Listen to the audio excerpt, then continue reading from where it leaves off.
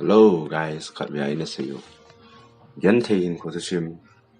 part 2 cho na sayo zong tin. Part 1 na ngay na dinga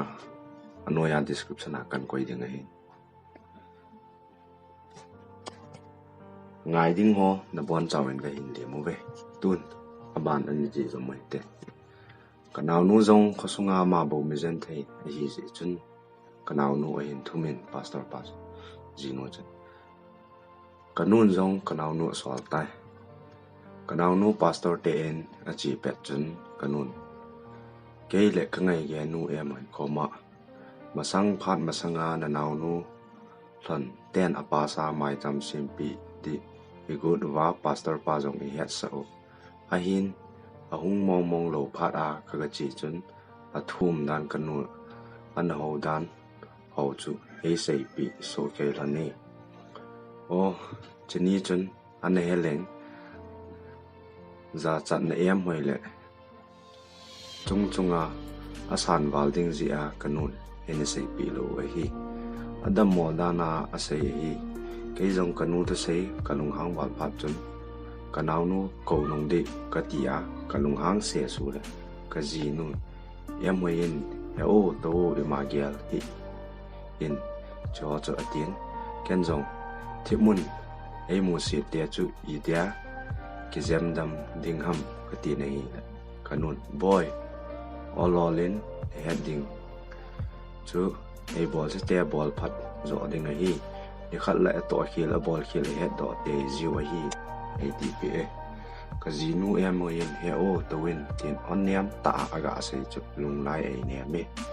kanaw nu jong pastor pa zen dam chai tan ilang zo na pastor pa zinu to ong thone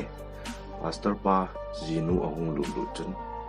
ke pa thu len ta hin sein chu jong le ke ho in sung mi phat thei e bu ne ai hin masanga ai that bol naw jong ngai da ma thumin a ke phalam le e kanaw nu za boy nu nang khel an da le chun ka ji ka ha so de ai tan ai hin nang ko sunga no mi i te man lu he ta ma ti naw le nu jong lung niang da le to hat ga hi chanu le naw nu ki son pian hu pan hi atin a ki pa pi le e chom khat zo ben ama zong ki le pe tai wa thien pan pi na za la masangin bi in chu tun songin ong ta ne